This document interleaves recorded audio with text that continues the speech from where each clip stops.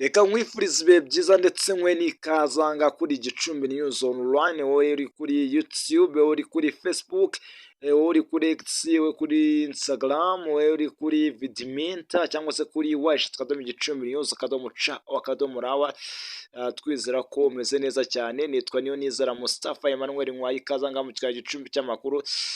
By'umwihariko hano mfite itangazo ngiye kugezaho.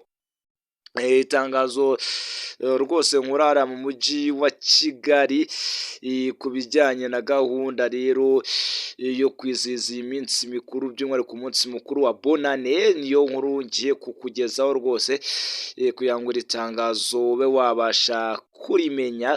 Hanyuma nkwibutsa ko Gicumbi News Group Media Limited badufasha kugira ngo gahunda zimere neza cyane. Ukeneye photographe mwiza, photographe ubereye u Rwanda, photographe ushobora kuza kugufasha kugira ngo ubashe kubona amashusho cyangwa se yewe n'amafoto ya anniversaire, amakwe cyangwa se indi minsi mikuru irimo batisimu. Ushaka kugana Gicumbi News Group Media Limited bakagufasha.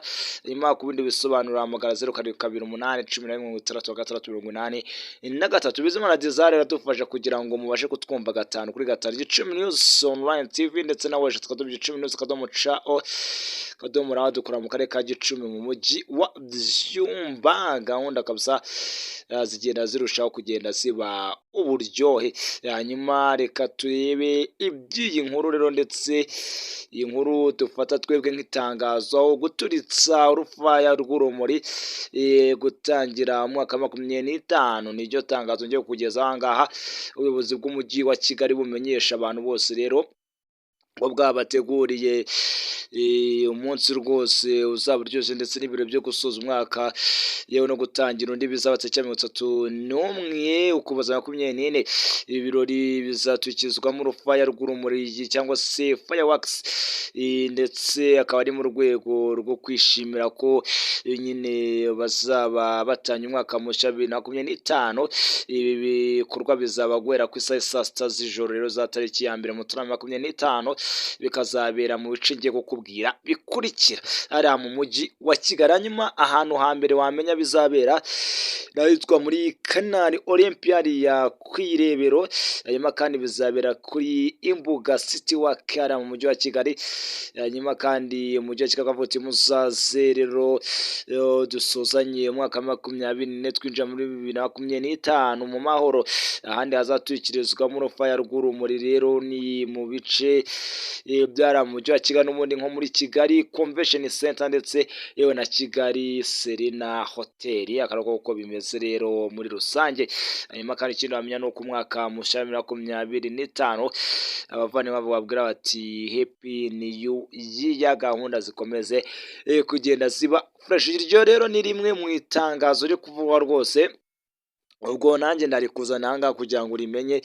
Nyaboneka reba kwa control fresh sano zare kwa simbukira mu mujyi wa Kigali. Gusa abatari Kigali nk'abari muri zone y'amajyaruguru muzasimbukire kuri Nyirangarama. Muri buka Dr. Sina Gerard yaranabitubwiye ubwo meruka hariya kuri Nyirangarama. Nyaboneka muzasimbukire mujye kureba uburyo bimeze. Gahunda zizabe fresh sano. Ubwo ngubwo nanjye nzarya ko nabibakurikiranira noneho nzawe wenda mfite agakonji, hanyuma nsimbuke ngende ndebe uko bimeze, tuzabashe kubana. Ariko abanyeshuri bavuye mu nganzo twizera ko abavandimwe barangije ibizamini bisoza amashuri yisumbuye. Amakuru mfite nuko basoje ingando. Twizera ko gahunda zimeze fresh sana, kandi twize ko mwaje muri society kugira ngo gahunda zabe uburyo muzabashe kugenda mwitwara neza. Discipline nicyo cya mbere, icya kabiri no gushaka akazi, gatatu no kubona amafaranga, icya kane ukiteza imbere ubundi ukubaka ikofi ndetse n'ubuzima. Nitwe Niyonizera Mustafa Emmanuel kamweze kugira ibihe byiza ndetse mwifuza no gutanya neza umwaka wa 2025 tuva muri 2024 neza twinjira 2025.